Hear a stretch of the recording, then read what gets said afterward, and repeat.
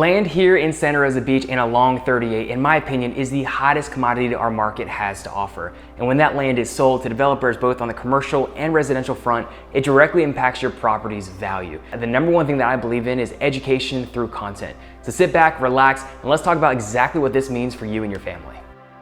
The Tucker Bayou Conceptual Planned Unit Development is now under review as a major development application. The plan calls for 47 single-family homes on just over 21 acres with a mix of residential and mixed-use future land use. So this is in Point Washington. I'm actually going to put a picture of how large this lot is and the impact that it'll have on the overall community.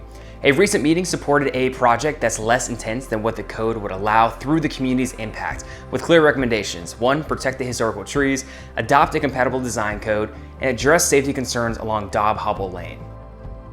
Now, I live just around the corner from this site, so I'm paying really close attention, not just to the number of homes, but the price points, the lot sizes, and the type of buyer that will attract.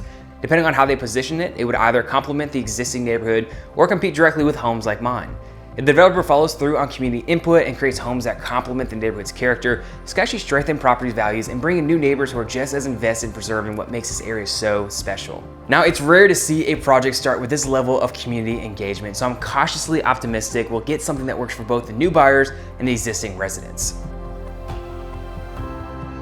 Moving on to a commercial parcel along Highway 98 closer to the west end of 30A is Harlan's Place. Harlan's Place is moving forward with a very different vision than what they originally planned for on this site.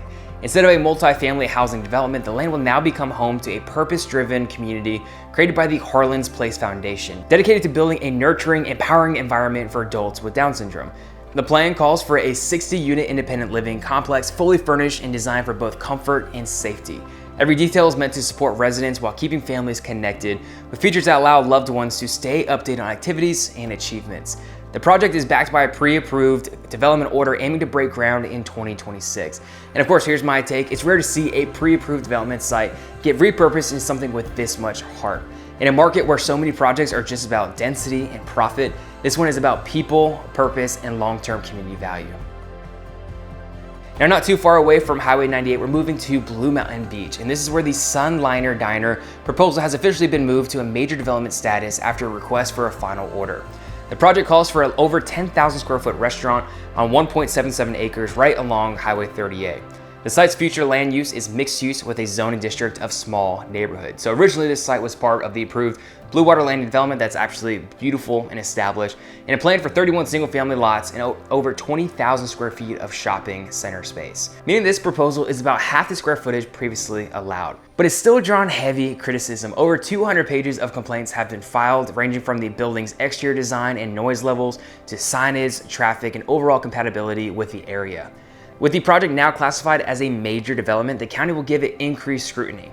And frankly, if there's one thing that at the stretch of 38 doesn't need more of, it's high traffic, high noise concepts without a clear plan for how they'll actually fit into the existing neighborhood fabric. Moving east to Grayton Beach, we have the Grayton Beach Community Center that's officially moving forward after Walton County approved $2.3 million from the TDC bed tax funds to purchase land and make it happen. The plan includes public restrooms, a local information station, an ADA-compliant observation deck, and a boardwalk with beach access, a rinse shower, and all new connections to the shoreline. It's set to be completed by November of 2025. And here's where the opinions really split. Some see this as a long-due investment in Grayton's infrastructure that adds a layer of functionality that's been missing. If you've ever been on the beach and you need to use a restroom and you have to run all the way to a restaurant, there's always a weird gray area whether you're allowed to or not. But now others question whether Grayton Beaches may be losing its charm by attracting an influx of beachgoers. Personally, I think the concept is great for when you really need it, but if it doesn't come with a plan to manage the influx it might attract, we may just be trading one problem for another. Now, I definitely feel for the owners of the homes surrounding it where their dune views right here along Grayton Beach has now been traded for a bathroom. If you have any questions about any of these developments, again, I'm not the news. My job as a local real estate agent is to make sure you have the information to make informed decisions. I know directly in this video, I'm impacted, my property's value is impacted. So I wanna know, what does this mean for you and your family? If you have any questions or if you wanna jump on a phone call to kind of game plan and strategize any type of real estate needs and goals, make sure you use the information below, get in touch with me. Can't wait to see you here at the beach soon.